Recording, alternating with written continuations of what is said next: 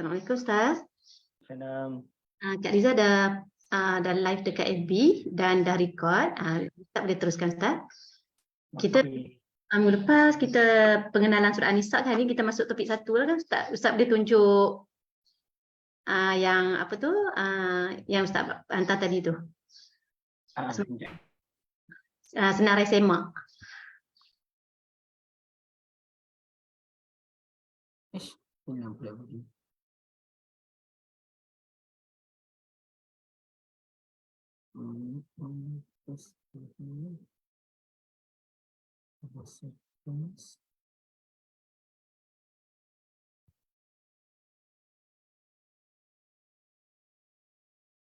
Sekejap ya, sebab hilang video dia pula, gambar.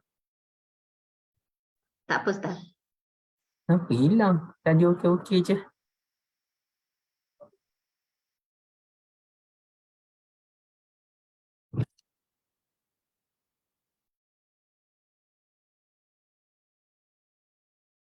Okey.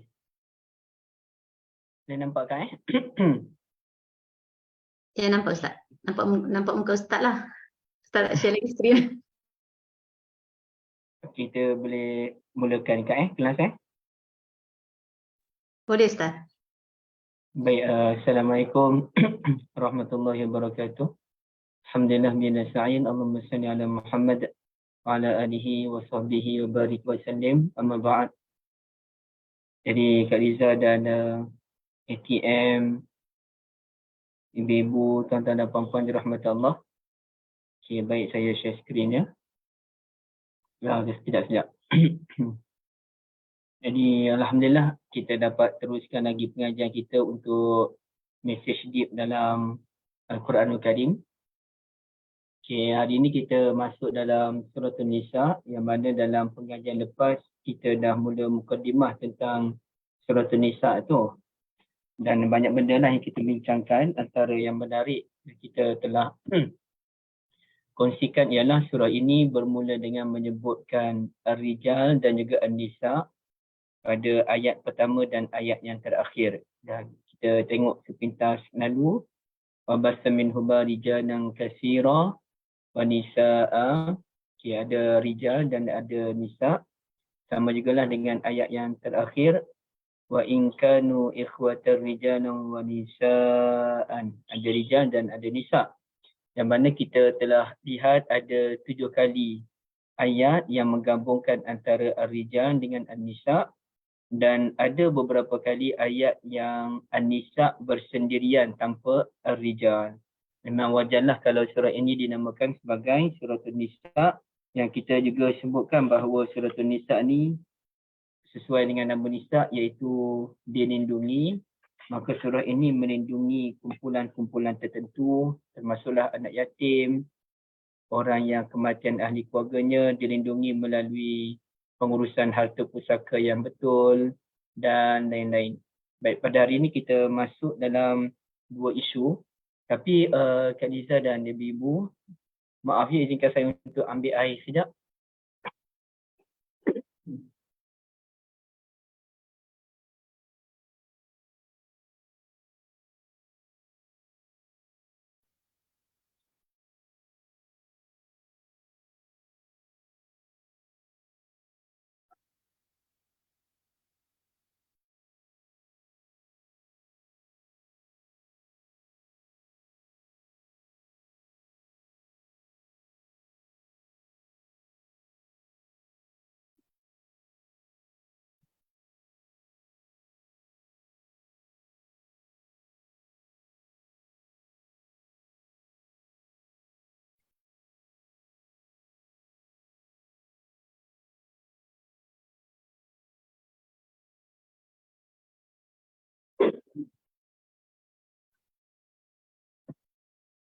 Okey, sorry.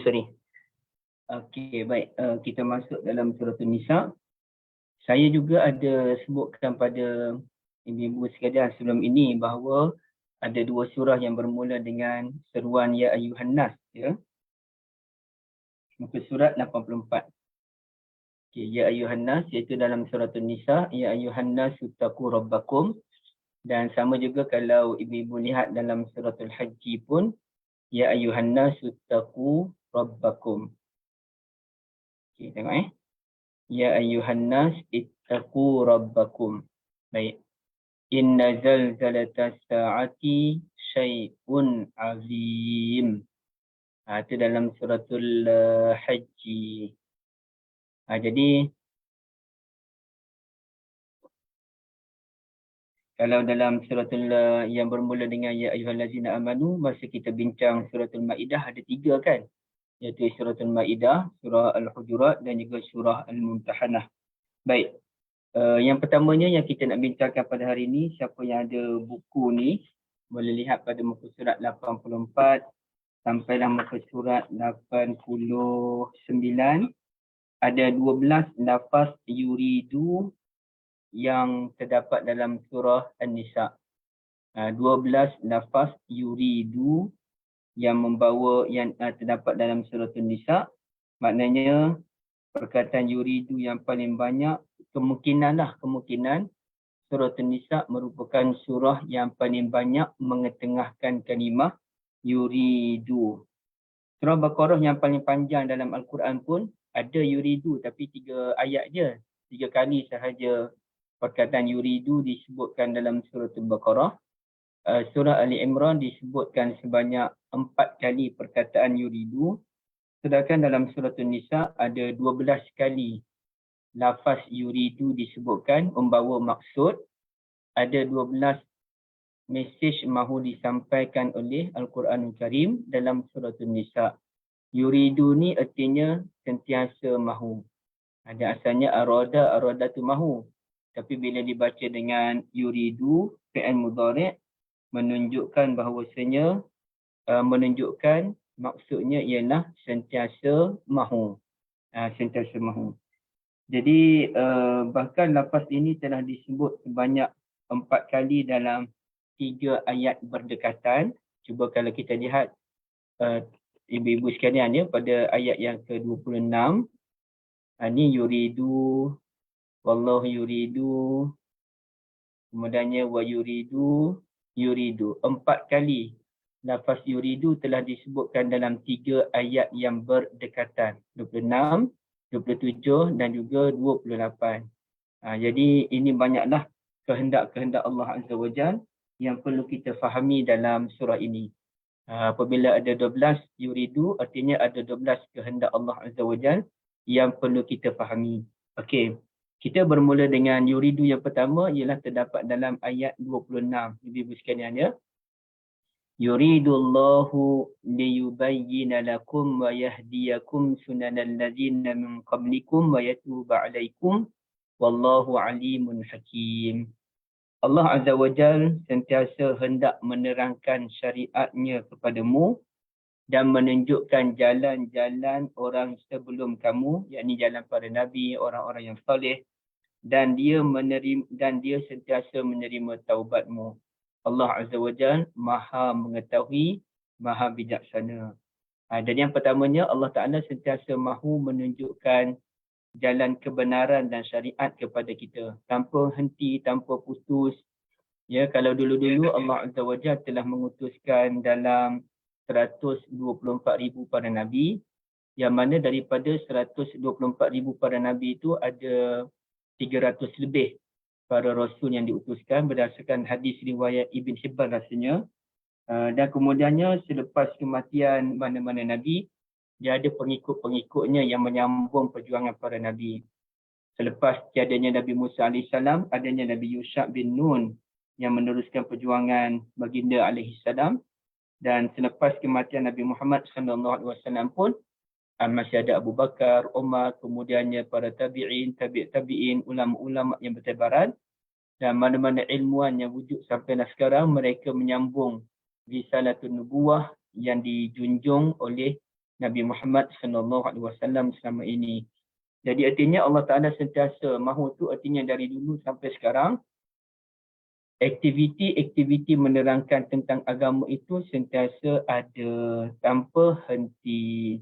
Baik, itu satu. Kemudiannya kita lihat pula dalam ayat 27, ini hanya cerita-cerita ringkas sebenarnya. Wallahu yuridu an yatuba alaikum. Allah Taala sentiasa mahu menerima taubat kita. Berbeza dengan orang-orang yang menyeleweng. Wa yuridu alladhina yattabi'una asy-syahawati an tamilu mailan 'azima. Manakala orang-orang yang menyeleweng, orang yang terpesong, sentiasa mengikut syahwat ini, mereka mahu agar kita ni berpusing daripada ajaran agama kita. Jadi ini menunjukkan dua kehendak yang berbeza. Kehendak Allah Azza wa Jalla iaitu mahu menerima taubat kita. Kita mesti menjadi orang yang baik.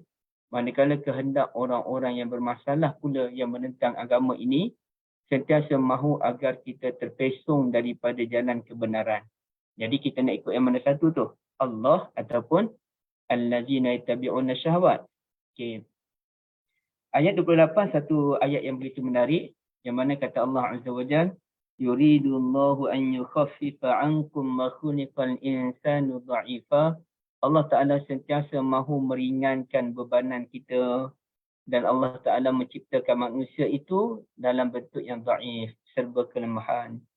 Jadi banyakkan keringanan-keringanan yang disediakan dalam agama kita, ibu-ibu sekalian, kalau kita sebut secara umum lah. Okay, keringanan dalam bab solat, Masya Allah. Ya, Masya Allah. Kalau tak mampu solat berdiri, ada solat menyandar. Ya. Dia tak boleh berdiri lama, maka dia boleh menyandar. Kalau tak boleh menyandar, dia tak boleh nak berdiri walaupun menyandar, maka dia boleh duduk. Ya.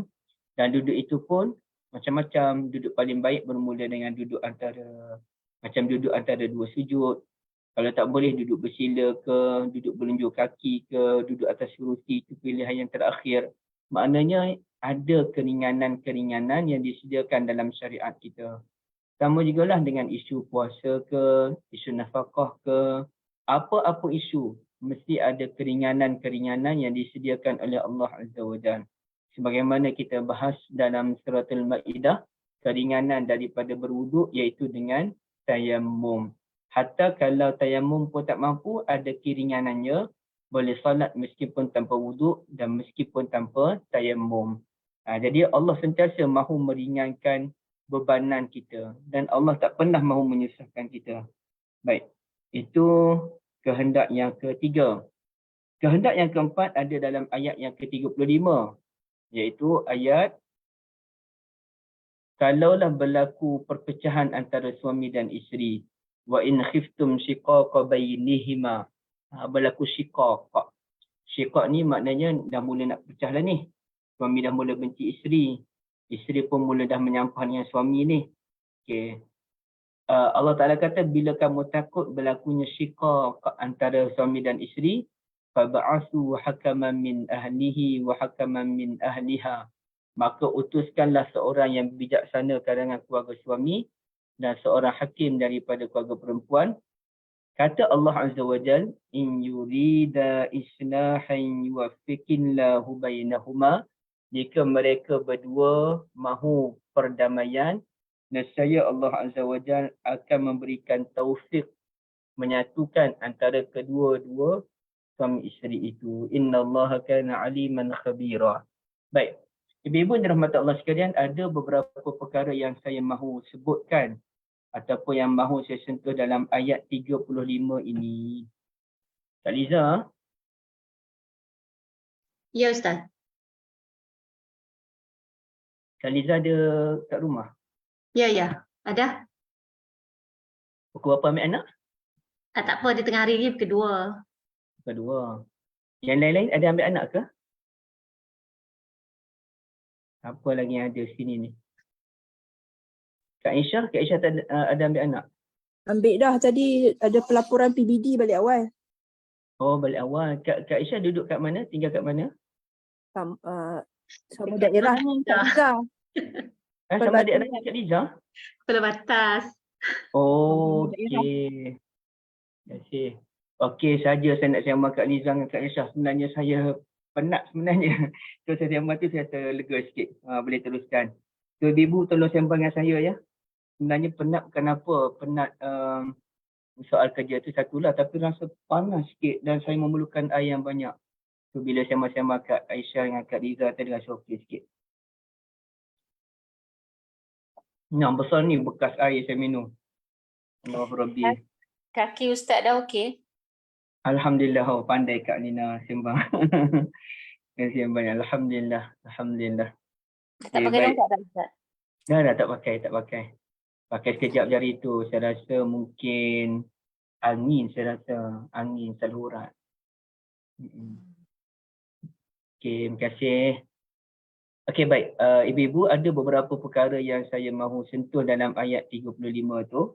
Satunya, kata Allah Azza wa Jalla, wa in khiftum. Jika kamu risau, bimbang, ataupun takut berlakunya perpecahan antara suami dan isteri. Okay, kamu ni siapa? Maknanya bukan suami dan isteri lah. Orang lain. Sama ada bapa mertua, mak mertua, ataupun bapa dan ibu kandung, ataupun adik-beradik. Dah tengok dah, macam je abang dan kakak ni. Okay. Jadi bila kita nampak macam ada keretakan antara suami dan isteri tersebut, okay, nampak tak? Artinya Allah Azza wa Jalla mahu kita bertindak apabila timbul kerisauan itu. Jangan dah pecah belah, jangan dah bercerai-berai, baru nak ambil tindakan. Itu bukannya takwa. Takwa ni kita menyediakan benteng sebelum berlakunya perpecahan. Jadi kita nampak dah macam retak dah suami isteri ni, ambil tindakan yang segera. Suami dan isteri kena ambil tindakan. Begitu jugalah dengan dengan keluarga pun kena ambil tindakan dengan segera. Jangan biar dalam tempoh yang lama. Ya. Okey, itu satu hal. Kemudiannya, ibu-ibu dirahmati Allah. Ya. Perkara yang kedua, fab'athu hakaman min ahlihi wa hakaman min ahliha. Kita kena hantar. Dia sebenarnya bila sebut ba'asa ni, kita pun tertanya-tanya juga, kenapa Allah Ta'ala sebut fab'athu bukannya farsalu. Farsalu utuskan, fab'athu bangkitkan ataupun hantar. Iaitu saya kena cek balik, tapi seingat saya, bila sebut ba'asa ni dia lebih dalam, lebih kuat maknanya dibandingkan dengan farsalu semata-mata. Tapi kita biarkan dulu. Dan Allah kata, hantarlah seorang hakim daripada kalangan keluarga lelaki dan hakim kalangan keluarga perempuan. Allah Ta'ala kata hakaman. Hakaman ni maknanya orang yang bijaksana kalangan kedua-dua keluarga sebagai wakil. Bukannya ikut dan je. Apalah adik pergi bincang lah adik. Adiknya dia pun nak bercakap pun malas, malu, tak pandai nak deal. Dia nak tak nak hakaman ni artinya orang yang bijaksana, pastilah orang yang soleh, pastilah orang yang penyantun, pastilah orang yang sabar, dan yang paling penting orang yang pandai nego, pandai bincang. Jadi kena hantar orang yang pandai berbincang, lelaki hantar keluarga dia, yang perempuan pun hantar keluarga dia. Okey, itu yang kedua. Yang ketiga, secara mustatir ataupun secara tersembunyinya, Allah Azza wa Jalla nak mengajar kita. Saya tak sebut dalam buku ni ya. Sebab buku ni dia konsepnya ringkas. Kita bukan nak panjang lebar. Saya tak sebut.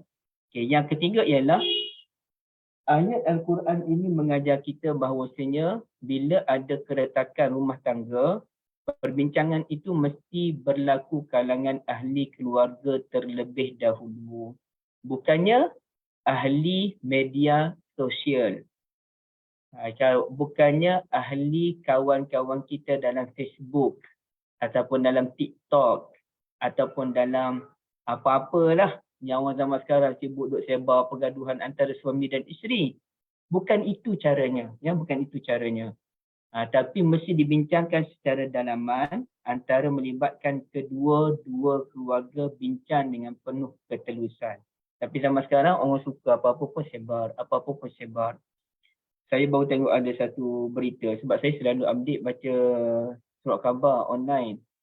Jadi sedih apabila ada seorang isteri itu dia sebarkan gambar suami dia yang mesra dengan seorang perempuan. Jadi dia cerita dia nak bagi amaran lah pada perempuan tu, jangan main-main. Dia boleh bertindak jauh daripada sangkaan si perempuan tu yang dianggap sebagai penyondol lah katanya. Dan dia terangkan, tak apalah cerita dia tu, tapi dia terangkan yang dia post gambar suami dia dengan orang perempuan ni, dia dah dapat persetujuan daripada suami dia. Suami dia dah insaf, suami dia tak nak dah. Dan bila dia bincang suami dia pun izinkan untuk dia post supaya menakut-nakutkan perempuan tersebut. Saya pun fikir banyak benda, suami ni betul tak betul? Okay, yang keduanya, isterinya pun tak guna alasan suami saya setuju. Ya, kalau suami setuju, adakah agama kita bersetuju dengan tindakan tersebut? Bukankah Nabi SAW menyatakan kullu ummati mu'afa'in lal mujaharah? Setiap umatku layak mendapat pengampunan melainkan orang yang menzahirkan dosanya. Dan Nabi benci dengan orang yang mana Allah dah tutup aib dia tapi dia sibuk cerita pada orang lain. Jadi apa cerita? Apa cerita sebenarnya? Tak gunalah alasan suami setuju ke apa benda ke, itu semua alasan yang tidak menepati agama pun. Setiap keaiban yang dilakukan oleh suami dan isteri ialah untuk ditutup, mesti ditutup, bukannya mesti disebar-sebarkan walaupun suami ke isteri ke dah berubah, dah bertaubat. Ini penyakit kita zaman sekarang ni, penyakit suka apa benda pun. Nak makan pun kena live. Nak sembang dengan anak pun kena live. Anak balik dari rumah duk soal jawab, anak dari sekolah tahu jawab dengan anak pun nak live. Kemudian nak sembahkan. Apa cerita sebenarnya sampai semua benda kehidupan kita nak live. Sedangkan kehidupan kita sangat-sangat privacy. Gambar anak kita pun privacy, jaga takut. Orang zaman dulu takut buat gambar, takut sihir kalau zaman dulu. Kita pun takut orang tahu anak kita ni, takut orang kesempatan. Tapi zaman sekarang, subhanallah, begitu berani mendedahkan segala-gala kehidupan. Kehidupan dia tu mesti ditonton oleh seluruh masyarakat. Jadi ini pemikiran-pemikiran rosak pada zaman sekarang. Okay, baik. Perkara yang keempat ialah kedua-dua wakil ini mesti ada niat yang jelas, iaitu in yurida islahan yang kita sebut. Kehendak-kehendak tu. Kedua-dua mereka, bukan salah satu. Tapi wakil dan bijaksana daripada keluarga lelaki, wakil bijaksana daripada keluarga perempuan, kedua-duanya ada kehendak untuk islahan mendamaikan antara kedua-duanya. Yang mana kata Allah Azza wa Jal, kalau kedua-duanya ada kehendak yang murni, datang nak bincang, bukan datang nak bergaduh. Ni anak kau lah ni, punya perasaan kan? Ni adik kau lah yang ni. Duk kata adik kau, ni kata adik aku, ni kata adik dia.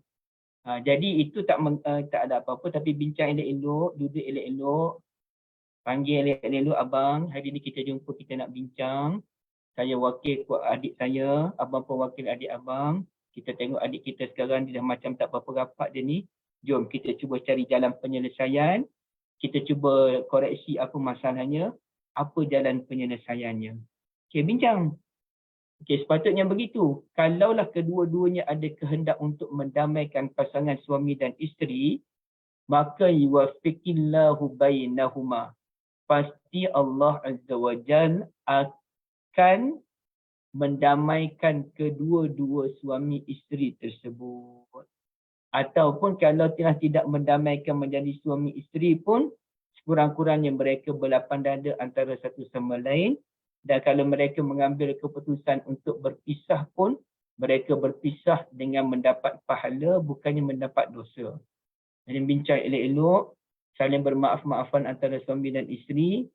Suami tak payah mengaibkan isteri, isteri pun tak perlu mengaibkan suami, saling berlapang dada.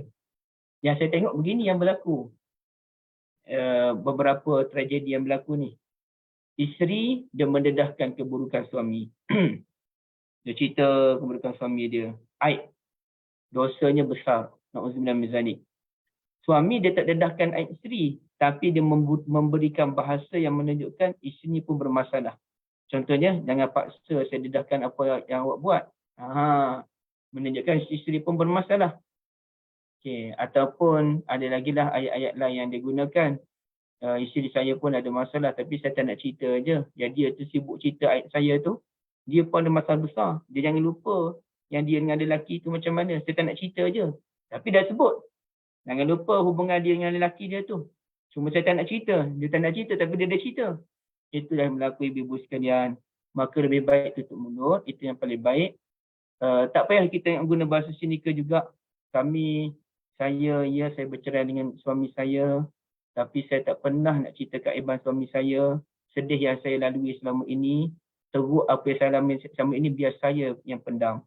Saya takkan cerita pada sesiapa. Yang kau nak kata kau sedih, yang kau nak kata kau ni nak pendam seorang-seorang kesusahan yang dialami sama ni, itu dah mendedahkan. Cuma tak cerita secara terperinci saja. Inilah yang berlaku ibu sekalian. Kata tak nak dedah tapi dah dedah. Maka sebab itu yang paling baik saya mesti ingat ada suami dan isteri, artis juga yang berpisah antara satu sama lain. Dan saya ingat isteri itu memang bubuh cukup-cukuplah si suami. Tapi si suami sampai sudah diam. Sampai sudah diam. Dan dia kata kami dah tak serasi, kami terpaksa berpisah. Tapi anda tak ada menceritakan keburukan isterinya, sampai sudah dia tak cerita. Bahasa-bahasa yang saya sebutkan tadi pun dah tak guna, dia diam je. Yang macam ni kita nak. Nak saling berlapang dada antara satu sama lain. Yuwaffiqillahu bainahuma. Nescaya Allah Azza wa Jalla akan memberikan taufik kepada suami isteri tersebut. Kalaulah mereka tidak mampu bersama sebagaimana dahulu, na'udzubillah min zalik, paling kurang mereka berlapang dada dan saling bermaaf-maafan antara satu sama lain. Baik, kemudiannya bincang pula anak kita ni macam mana.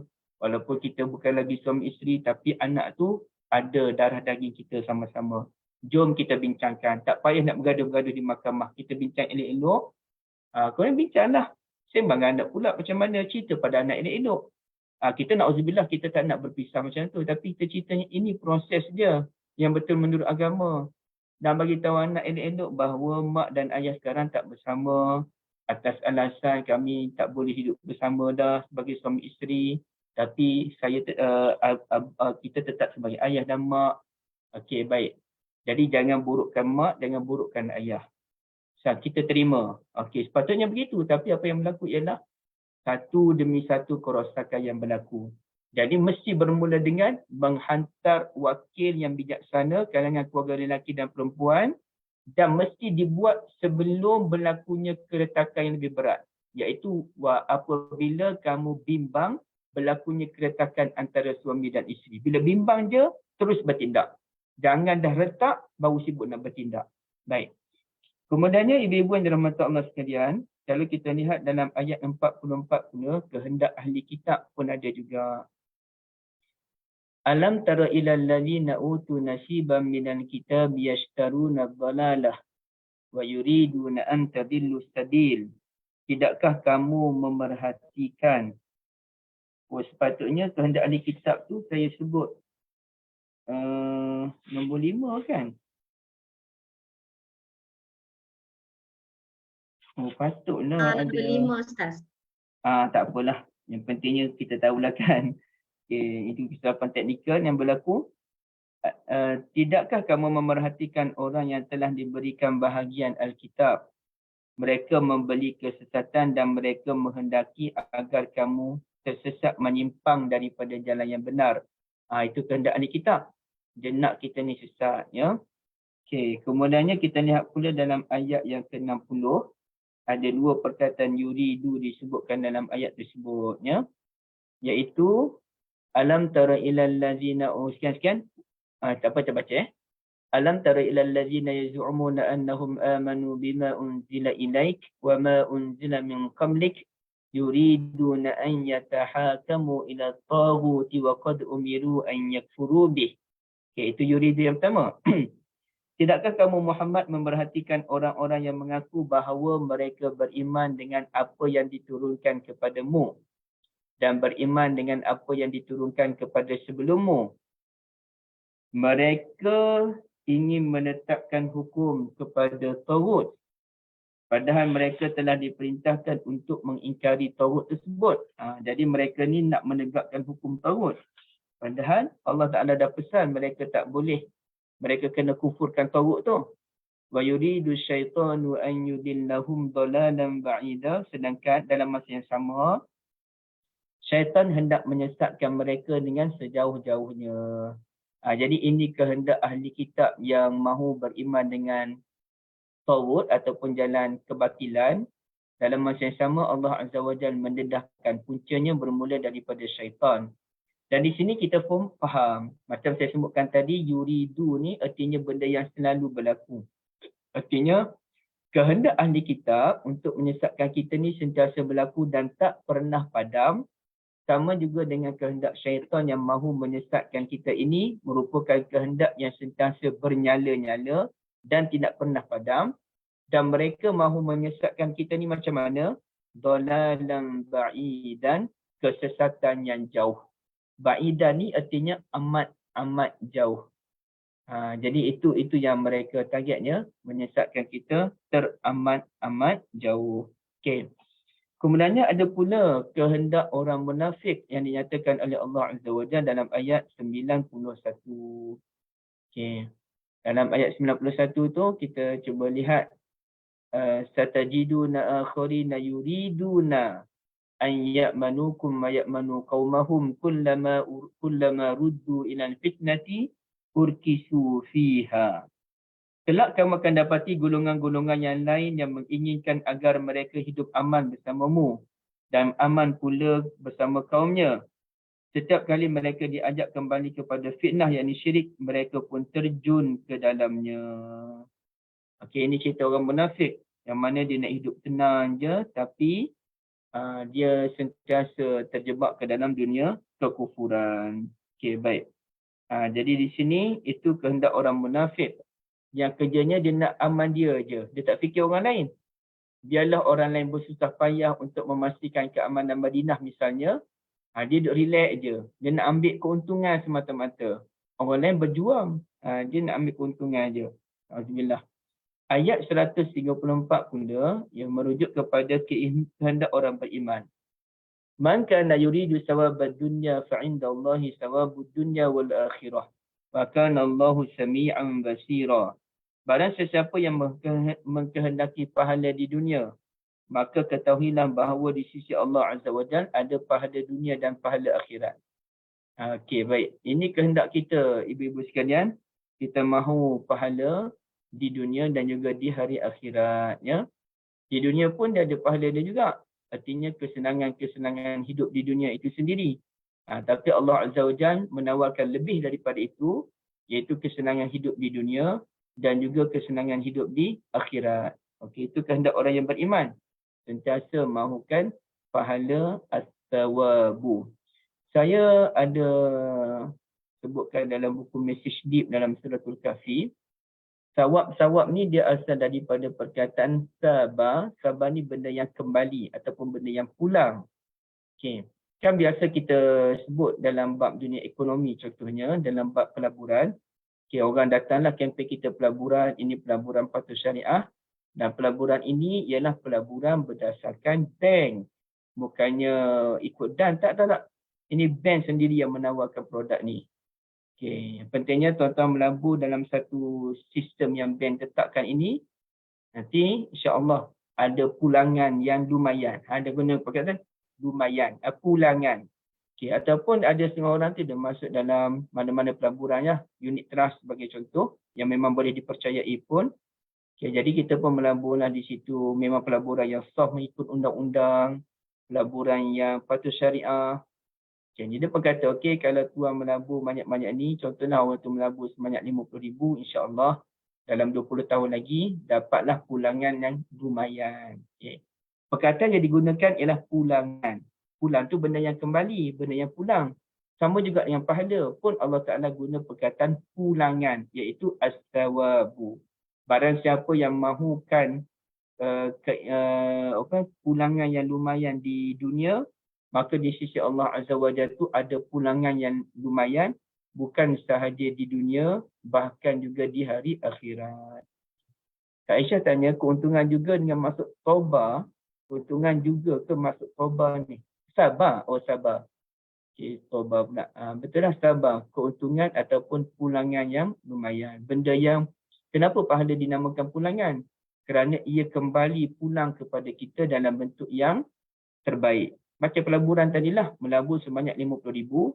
Kemudian duit 50,000 tu kembali pada kita, bukan sahaja kembali dengan 50,000, bahkan dia bawa sekali keuntungan tadi. Mungkin untung dalam 30,000 ke, untung 40,000 ke kan. Baik, logiklah dah kalau 20 tahun dapat untung banyak tu. Yang penipu scammernya tak padan baru melabur 1,000 dalam tempoh 5 tahun nak dapat 10,000. Itu menipu lah jawabnya. Memang scam. Baik. Kemudiannya surah An-Nisa ayat 150. Okay. 150.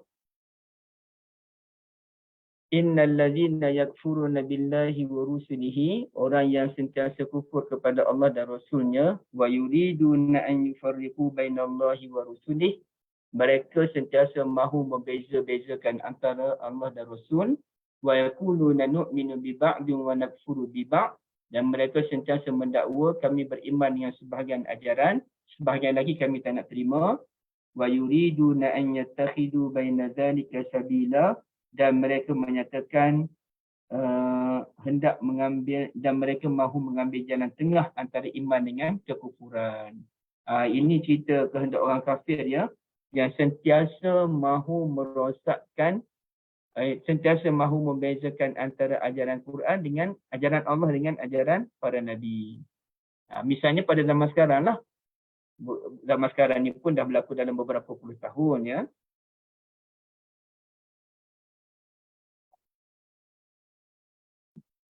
Bagaimana mereka cuba membezakan, mengasingkan antara ajaran Allah dengan ajaran para Rasul, maka wujudlah golongan yang dikenali sebagai Quraniyun. Okey, apa maksud Quraniyun?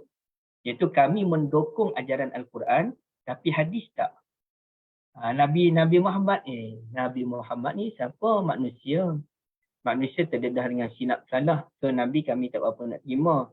Tapi kalau ajaran tu ajaran Allah, kami terima. Nabi je kami tak nak terima. Macam mana ibu-ibu sekalian nak hidup tanpa Nabi?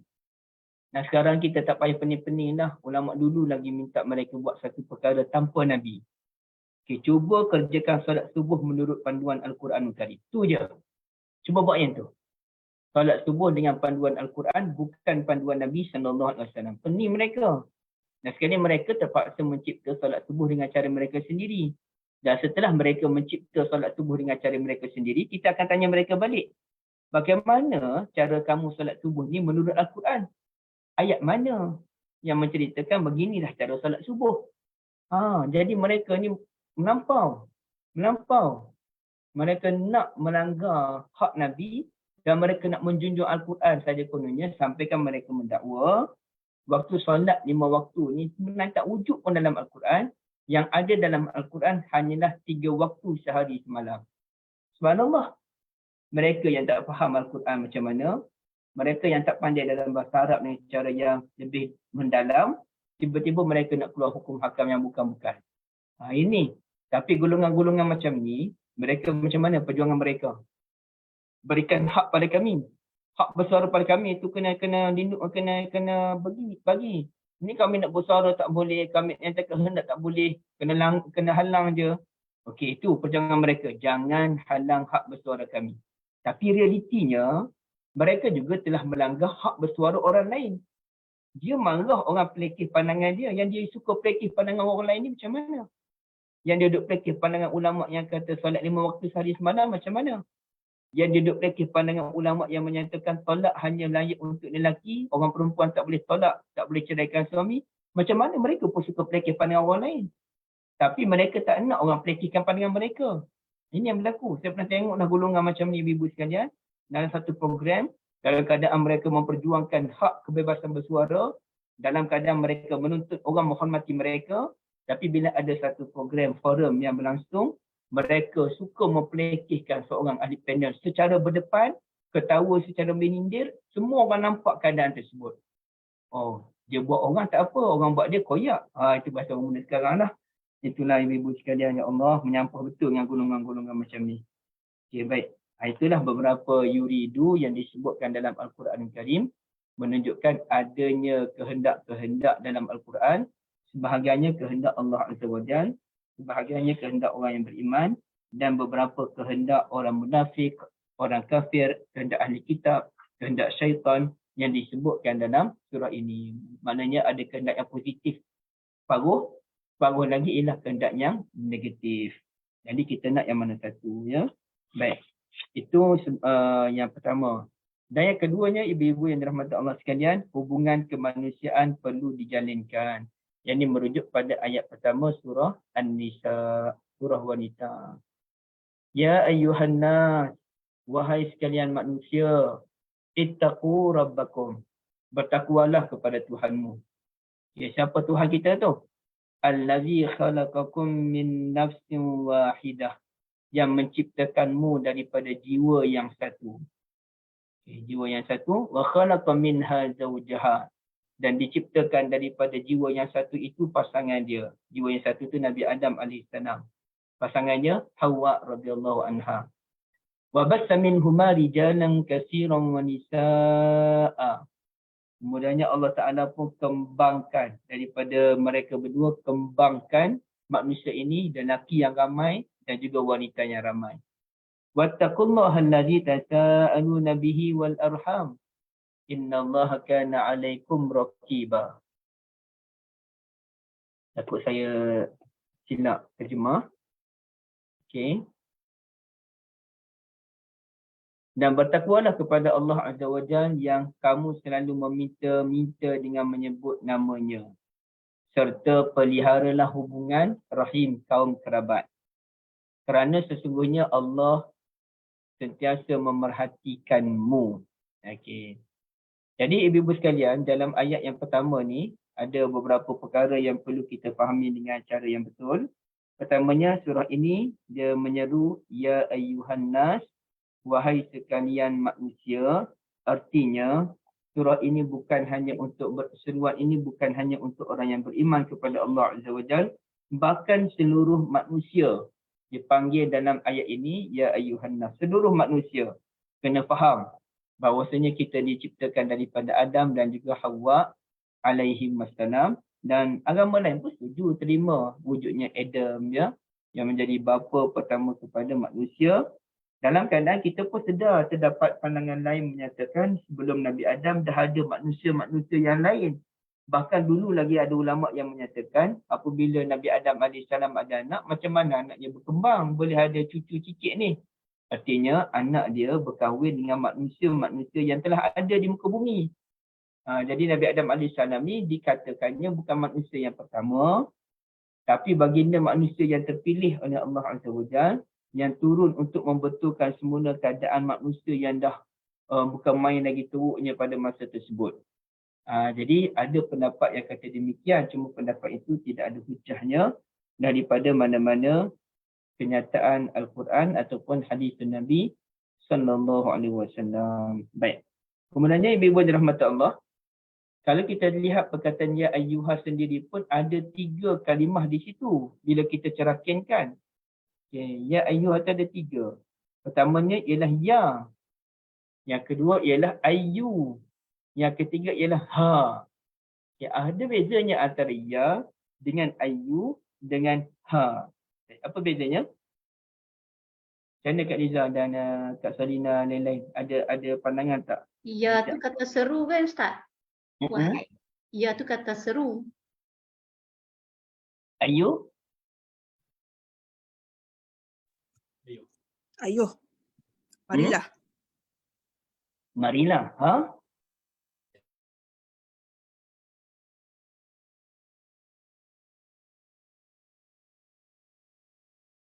Macam mana ha? Okey, baik. Dhamir kan? Ha dhamir. Dhamir kepada apa ya Ibu Zaitun? Okey. Jadi begini. Ya dengan ayyu tu kedua-duanya ialah harfun nida. Ini ialah ayat seru, kata seru. Cuma kalau ya ni seruannya melibatkan seruan orang yang berada jauh. Okey, misalnya Kak Liza pun datanglah area Shah Alam ni. Saya masa tu duduk membeli kat pasar, duduk cari mana ikan nak beli ni. Konon lah, konon. Okey, tapi masa PKP memanglah orang lelaki macam saya ni lah yang duduk membeli ikannya. Okey, kemudian jauh-jauh nampak Kak Liza. Kak Liza datang ke Shah Alam. Kak Liza nak lawak anak dia. Contohlah, anak Kak Liza dah tak ada kat Shah Alam kot kan, dah habis mengajar kan? Kakaknya intern di sini di Sungai Petani. Tapi habis bulan ni abang anak dua pula pergi UiTM insya-Allah. Sambung belajar. Masya Allah, Masya Allah. Memang nak beranak UiTM Shah Alam saja ni. Kakak Puncak Alam. Puncak Alam. Okey, saya pun nampak Kak Liza jauh sana. Saya pun jerit. Kak Liza. Okey. Sebenarnya dalam bahasanya seruan jauh itu dipanggil ya. Ya Kak Liza.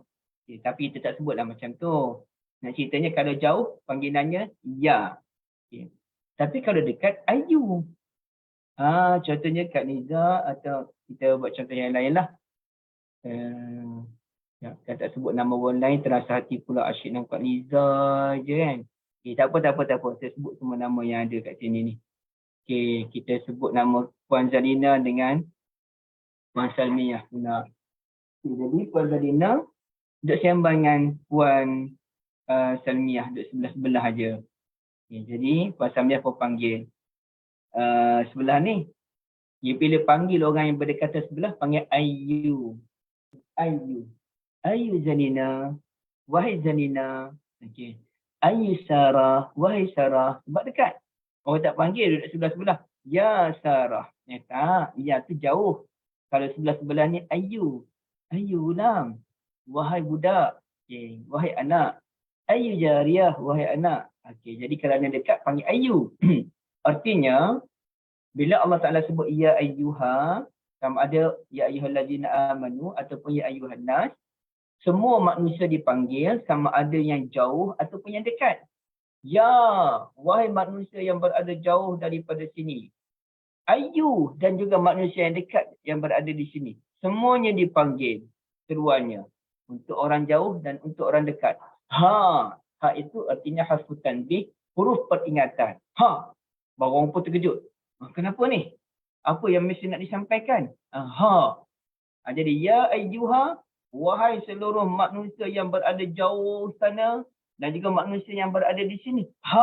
Berikan tumpuan kepada apa yang aku nak sampaikan ini. Itu maksudnya tu huruf memberikan peringatan, menarik perhatian orang lain, berikan tumpuan kepada mesej yang saya mahu sampaikan. Okey, itu satu bahagian.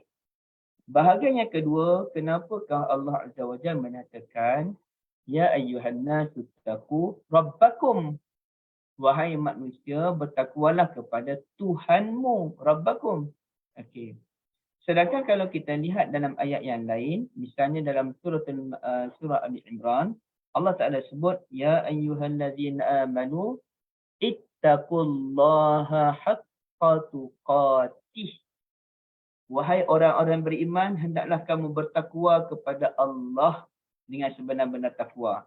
Jadi kenapa tidak digunakan sahaja dalam ayat 1 surah An-Nisa ataupun ayat 1 surah Al-Hajj, Ya ayyuhan nasu taqullaha allazi khalaqakum.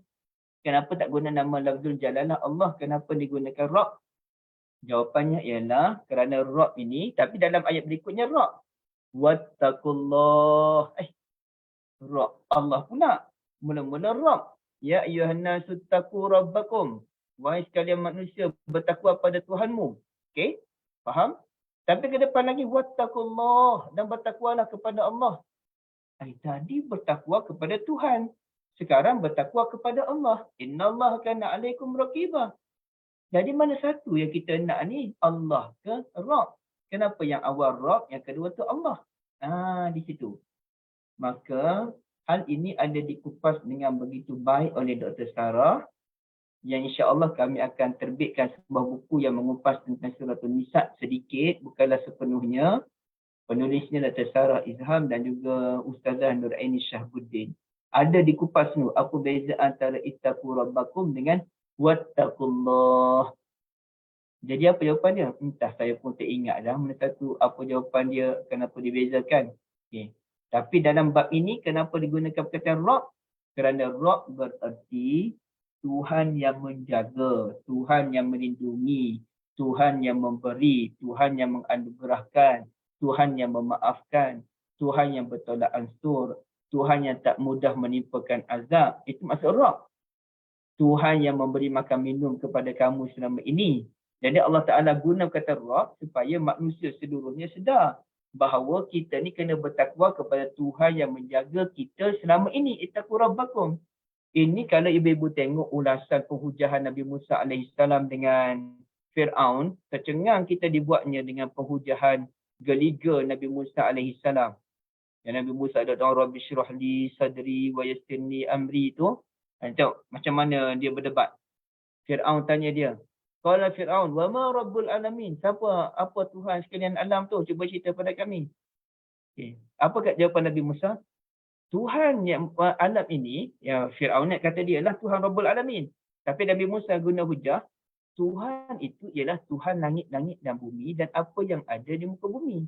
Persoalannya, adakah Fir'aun mampu menguasai langit? Point dia. Fir'aun dia nak kata dia lah Rabbul Alamin. Ana Rabbukumul A'la. Tapi bila Nabi Musa AS kata, poin pertama ialah Tuhan sekalian alam tu ialah Tuhan yang mampu mentadbir sekalian alam, sekalian langit. Adakah kamu mampu? Terduduk situ Fir'aun. Dan bukan sahaja sekalian langit, bahkan seluruh bumi. Yang kamu ni baru sahaja Mesir. Dan Fir'aun pun kata, Alaysa li mulkum, alaysa li musra, macam mana? Alaysa li mulka pula. Alaysa li, lupa ayatnya macam mana. Kita, apa susah? Alaysa li mulka Misra. Situ. Ayat apa tu ibu-ibu? Surah Az-Zukhruf. Qala ya qaumi alaysa li mulka Misra wa hadhihi al-anharu tajri min tahti afala tubsirun? Wahai kaum, bukankah kerajaan bagi aku ni kerajaan Mesir? Jadi yang kamu ni baru kerajaan Mesir, Tuhan sekalian alam tu wal ardi, seluruh bumi. Dan wa ma bainahuma, dan apa yang ada di muka bumi. Di situ terduduk Fir'aun dibuatnya. Macam mana? Terus yang kedua. Kedua ni dia tak berhujah dah. Dia dah mula main psikologi. Qala liman hawlahu. Fir'aun kata pada orang sekelilingnya. Ala tastami'un, kamu dengar ke Musa kata apa tu? Boleh percaya ke? Okay. Nabi Musa tak kena psycho ni. Nabi Musa tak kata, aku cerita tak nak dengar. Tak ada. Nabi Musa terus hujah yang kedua. Bila Fir'aun kata, kamu dengar ke apa yang Musa sebut? Terus dia kata balik. Tuhan awali pertamanya, Tuhan yang menjaga kamu. Okey. Adakah Fir'aun yang menjaga kamu sama ini? Okay, mungkin dia kata, ya Fir'aun yang tak bagi duit pada kami sama ni. Yang tak tanggung makan minum kami sama ni, Fir'aun lah. Okey, fine. Tapi Tuhan sekalian alam yang aku sembah, bukan sahaja Tuhan yang menjaga kamu, wa rabbu abaikumul awwalin, bahkan Tuhan ini yang menjaga datuk nenek moyang kamu sama ini. Fir'aun dia bagi makan tak pada mak ayah dia selama ni? Fir'aun dia bagi makan tak pada datuk nenek moyang kita selama ini? Tak ada kan? Tuhan macam mana? Hanya bagi makan pada kita tapi tak bagi makan pada datuk nenek moyang kita selama ini. Adakah sebelum Fir'aun ni ada Tuhan yang lain lagi? Okey. Di situ Fir'aun terperangkap. Setelah psikologi, Fir'aun mula pergi ke ugutan. Fir'aun telah pergi ke psikologi yang kedua pula. Inna rasulakumul ladzi ursila ilaikum la majnun. Sesungguhnya rasul yang diutuskan kepada kamu ni, kononlah rasul ni, la, benar-benar majnun, gila. Tapi Musa AS teruskan lagi dengan penghujah yang ketiga, tak termakan dengan psikologi tadi. Tuhan Rabbul Alamin itu ialah Rabbul Masyriqi. Tuhan yang menguasai sebelah timur, wal maghribi, dan barat, wa ma bainahuma, dan apa yang ada antara timur dengan barat. Jadi Fir'aun ni dia menguasai tak bahagian timur sana, bahagian barat sana dia kuasai tak? Dan apa yang ada antara barat dan timur tu dia kuasai tak? No, Mesir je pun. In kuntum takinu, kalau kamu guna akal, kamu jumpa jawapan dia. Nampak? Jadi perkataan Rabb yang digunakan semuanya. Rabbukum, Rabbus samawati wal ard. Rabbukum wa rabbu abaikumul awwalin. Rabbul masyriqi wal maghribi wa ma bainahuma. Terduduk Fir'aun. Tak boleh nak berhujah orang macam ni. Pandai, geliganya. Kita nampak simple. Tapi kalau kita bahas betul-betul perbahasan Fir'aun dengan Nabi Musa AS tadi, power betul. Jadi wahai sekalian manusia, bertakwalah pada Tuhan yang menjaga makan minum kamu selama ni. Yang peliknya, kata Allah, dalam surah Kahfi kan ada satu benda yang Allah kata pelik betul manusia ni. Okey, tang mana pelik tu? Pelik tang apabila Allah Azza wa Jalla kata, wa id qulna lil malaikati isjudu li adama fasajadu. Ayat tu. Mana ni? Bila kami suruh ni, syaitan kan dia enggan tunduk kepada Nabi Adam kan. Maka Allah pun tanyalah kita, afatattakhidunahu wa zurriyyatahu awliya'a min duni? Adakah kamu ni, kamu kena tahu sejarahnya. Allah Ta'ala buat sejarah. Sejarahnya, syaitan tak nak sujud kepada manusia. Bila syaitan tak nak sujud pada manusia, artinya syaitan musuh manusia. Bila syaitan tu musuh manusia, maka Allah Ta'ala tanya, adakah patut kamu ambil dia dan keturunan dia sebagai pembantu selain daripada aku, wahum lakum adu, sedangkan mereka tu memusuhi kamu. Syaitan tu dia benci pada kita. Syaitan tu dia memusuhi segala manusia yang ada, tak kira lah namanya Fir'aun ke apa benda, itu musuh dia. Tiba-tiba dalam keadaan syaitan bermusuh dengan kita, boleh kita ambil syaitan sebagai pembantu kita. Ini pelik. Dalam ayat 50 surah Al-Kahfi, Allah Ta'ala kata pelik manusia macam ni. Mengambil musuh sebagai teman setia. Orang tu benci kita, orang tu tak sabar-sabar nak jatuhkan kita, kita pergi baik dengan dia pula. Ibaratnya ahli politik.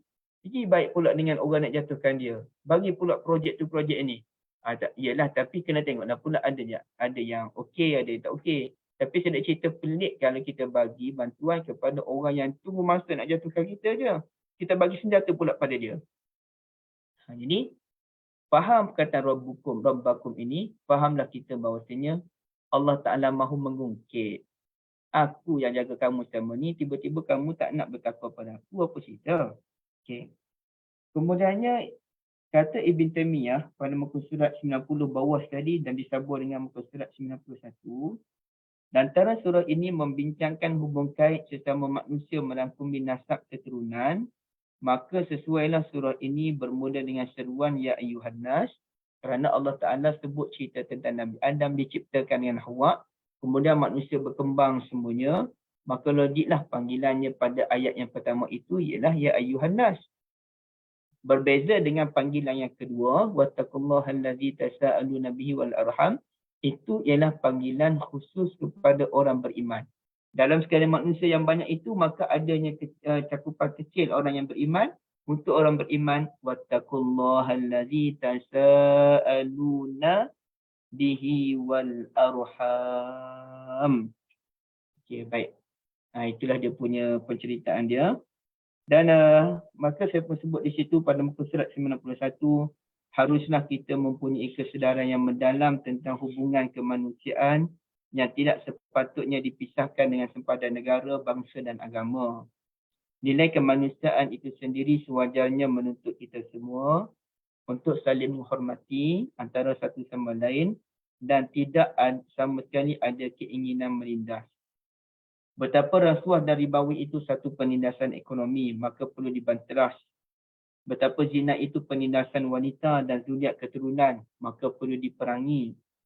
Betapa judi dan arak itu penindasan terhadap seluruh orang yang mencintai keamanan, maka perlu disekat ataupun diharamkan.